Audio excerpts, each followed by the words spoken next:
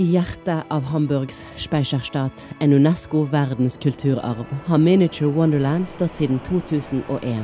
I løpet av 17 år og over 800 000 arbeidstimer oppstod denne miniatyrverden av superlativer på 1500 kvadratmeter og med byggekostnader på over 210 millioner kroner.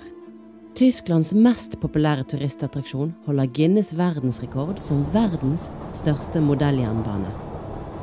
Over 17 millioner små og store globetrottere har besøkt eventyrlandet hittil. En overveldende opplevelse for alle lekne eventyrere som besøker denne gigantiske miniatyrverden med 9 avdelinger. Denne reisen jorden rundt i målestokk 1-87 begynner i Italia og fører fra Sveits via Tyskland, Østerrike og Skandinavia til Amerika, og den vokser stadig. Over 1000 tog med over 10 000 vogner legger flere 100 kilometer bak seg dag for dag. I Nordøstersjøen seiler skip på ekte vann i et 30 000 liters vannbasseng med simulert flo og fjære. Veitrafikken i Amerika, lufthavnen, Skandinavia og eventyrlandets berømte småby Knuffingen er datastyrt. Over 250 kjørende biler reagerer på hverandre i en intelligent simulering. En hel mengde action tilbyr også karsystemets spektakulære, store brannutrykningsoperasjoner når inntil 30 brannbiler rykker ut til brannbekjempelse.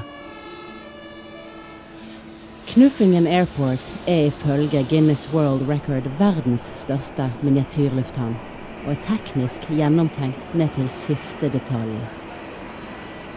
Den avanserte flysimuleringen styrer mer enn 40 fly med programvare, og disse flyene starter og lander i minuttakt.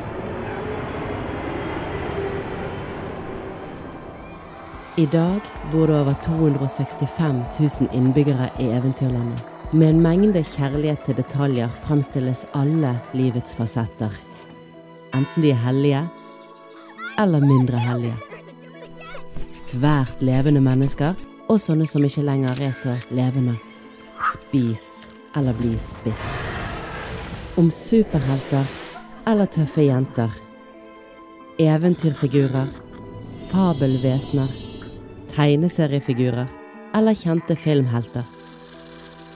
Noen mennesker graver nesen ned i bøker, mens andre blir styrt av nesen. På en reise fra det høyeste fjellet på 6 meter, via naturskjønne veier gjennom Grand Canyon, innsnødde landområder og idylliske landsbyer, frem til hemmelige underjordiske baser, er dette miniatyrlandskapet iscenesatt til det magiske. En dag i Miniature Wonderland varer i 15 minutter. Når skumringen bryter inn og det mørkner, blir nattlivet synlig i et fascinerende lys. Overalt i eventyrland vekkes skjulte historier til live. De mange 100 underholdende aksjoner kan utløses ved å trykke på en knapp. Enten det er på sjokoladefabrikken for godtegriser, eller det er hoppende delfiner, gyngende gondoler, duellerende revolverhelter, eller ved unnfangelse av nytt liv. 350 levende, engasjerte mennesker arbeider hver dag med stadig nye leker og ideer. Verden har fortsatt så utrolig mange historier å by på. Innen 2020 følger avdelingene Monaco og Frankrikes Provence. Deretter følger Sør-Amerika. Hva som følger etter dette, står skrevet i stjernene. Men vi bygger videre.